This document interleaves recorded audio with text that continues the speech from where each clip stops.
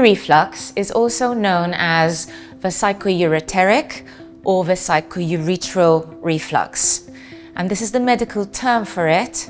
We also use the term VUR for short. It basically describes a process where urine in the bladder goes backwards or upwards into the kidney, and this in itself is an abnormal process. Now, in most patients, it can be self-limiting and does not cause any symptoms. However, in a minority of patients, it can be linked to abnormal or damaged kidneys and can result in repeated urine infections with fever and sometimes bladder issues such as frequent accidents, and can be linked to constipation. Therefore, it is important to selectively diagnose VUR in children who might need monitoring or treatment. The signs and symptoms of urine infections in babies and children can vary depending on their age. Urine infections can be quite difficult to spot in babies and often only present with high fevers and an unwell baby. There may not be any other signs such as coughs or colds to explain the fevers, and therefore the only way to diagnose a urine infection is by testing a urine specimen.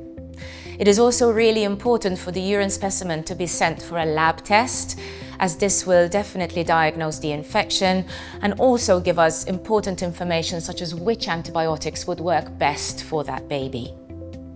On the other hand, smelly urine is quite common in babies and is not a sign of a urine infection. In older children, there may be other signs such as burning sensation when peeing, tummy pain, and sometimes unexpected accidents.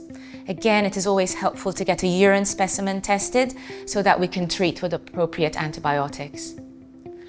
On the other hand, it is not a good idea to test urines when a child is well, as we may find unexpected results and the children will end up having repeated courses of unnecessary antibiotics, which is definitely not good for the gut microbiome.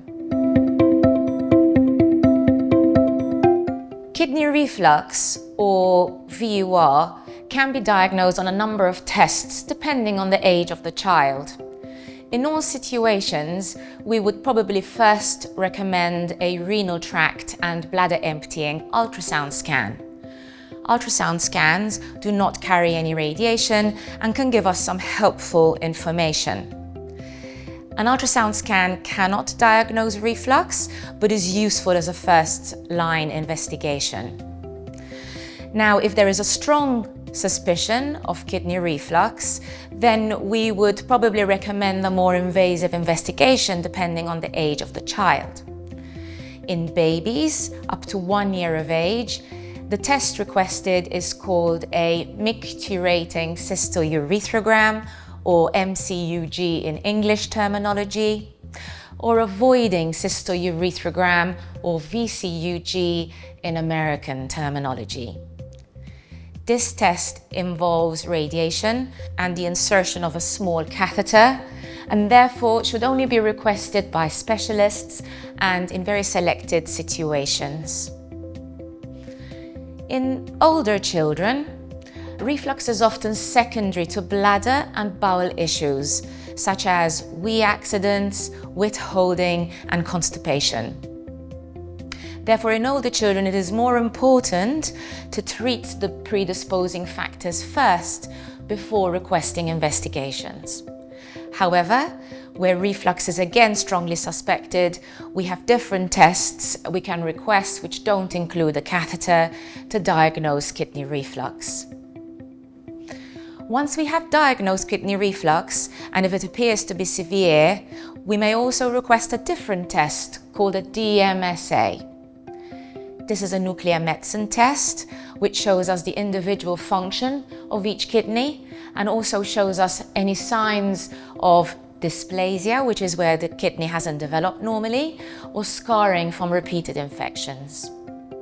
Your paediatric urologist will advise which test to be performed when.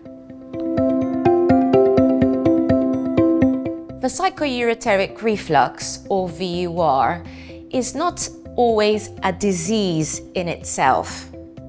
When we perform a test to diagnose reflux, the level of reflux will be graded between 1 and 5. Grades 1 and 2 VUR are very mild, are normally associated with normal kidneys, and very rarely cause symptoms such as urine infections. We therefore do not need to monitor or actively treat grades 1 and 2 reflux. On the other hand, grades 3, 4 and 5 kidney reflux are more severe and are more commonly associated with abnormal kidneys. Kidneys may be functioning normally but are smaller than a normal kidney, or may be associated with congenital dysplasia. Dysplasia is a term that describes a kidney that has not developed normally and may have reduced function. Therefore, kidney reflux may be linked to a kidney that is abnormal from birth and may not necessarily have acquired damage. On the other hand, 10 to 20% of patients with high-grade reflux can indeed develop new kidney scarring. And the main risk factor for this is repeated urine infections and/or bladder and bowel dysfunction that has not been treated properly. Therefore, in most cases of high-grade reflux, doctors would recommend a small dose of a preventative daily antibiotic to prevent the onset of new infections. Some children will still get infections in spite of the preventative antibiotic, and in these situations, a paediatric urologist may advise surgical treatment. Vesicoureteric reflux, or VUR, does not always require regular monitoring or even treatment. As previously described, we usually grade VUR into 5 grades, and grade 1 and 2 reflux is rather mild, usually asymptomatic, and does not require any monitoring or treatment.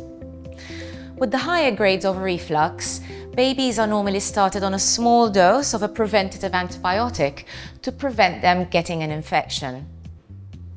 The majority of babies, around 75% in fact, will not develop any urine infections over the first year of life. And recent high-quality evidence suggests that we can therefore stop the preventative antibiotic when they are about 1 year of age. On the other hand, despite our best efforts, about 25% of babies will still develop a urine infection whilst being on a preventative antibiotic. In this situation, we would therefore suggest surgical treatment. This is mainly to avoid further infections which could then result in new kidney damage. There are various surgical interventions available. The most minimally invasive is one called an endoscopic injection, which is a procedure performed under a general anesthetic which takes about 20 to 30 minutes, whereby we insert a very small cystoscope into the bladder, and we are able to inject a special collagenous paste into the ureteric orifice to prevent urine going up into the kidney. In boys, we would also recommend the circumcision under the same anesthetic, as this procedure is also known to reduce the incidence of urine infections in patients with reflux. Deflux injections, or an endoscopic injection, has a very good success rate of over 85% with one injection. Some babies may require a second injection, and then the success rate is even higher. However, in some cases of very severe or resistant reflux, children may need a more formal operation called a ureteric reimplantation. This is an operation where the ureter, which joins the kidney to the bladder, is reimplanted or retunneled into the bladder in a way that avoids urine going backwards up into the kidney. Nowadays, this operation can also be performed in a minimally invasive way, such as robotic-assisted surgery. We frequently perform robotic-assisted surgery in our department, and it ensures that the child has a quicker recovery and less pain following the procedure. In older children, reflux might be secondary to bladder and bowel issues, such as accidents or severe constipation or withholding habits in school. We would therefore choose to treat these symptoms first before embarking on antibiotic or surgical treatment. So it's only the children who do not respond to first-line treatment that may therefore go on to need either a deflux injection or a ureteric reimplantation. Either way, your paediatric urologist will always be very happy to explain the options. There are a number of easy suggestions we can use to help prevent urine infections in babies and children. Firstly, water, water and more water. A lot of children nowadays definitely do not drink enough water. There's much more exciting stuff to be doing at school. They often forget to drink their bottle of water in school and then tend to drink all their fluids after school. This could lead to bedtime accidents. Therefore, please encourage your children to drink some water before school and to finish their bottle of water in school. It is also best to avoid sugary drinks or drinks with chemicals in them. In particular, drinks like Ribena or blackcurrant squashes, fizzy drinks, juice concentrates, caffeinated drinks, and in older children, bladder stimulant drinks such as Lucozade or sports drinks. Secondly, it is really important to avoid constipation. Children will not always tell you whether they've opened their bowels or not, and it might be worth asking them. If they say that they're not opening their bowels every day, or if their stool is quite small or hard, it is worth speaking to a pediatrician or a pediatric urologist to suggest some ways of improving their bowel motions. This in itself is a good way to prevent urine infections as well as wee accidents. Thirdly, it is important to remind your children to go to the toilet frequently. This is also more easily said than done, as children always find it is more exciting to be playing their games in their break time than going for a wee. But again, it is really important for children to go to the toilet at least every 2 or 3 hours. In little girls who are more at risk of urine infections, toileting position on the toilet can make a difference.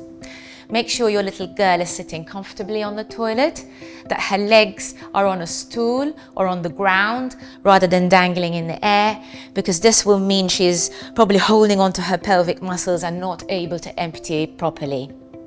It is also good for little girls to put their panties all the way down to their ankles so they can leave their legs quite open when they're emptying their bladders.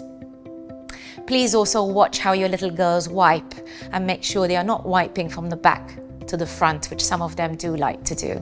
This could lead to urine infections.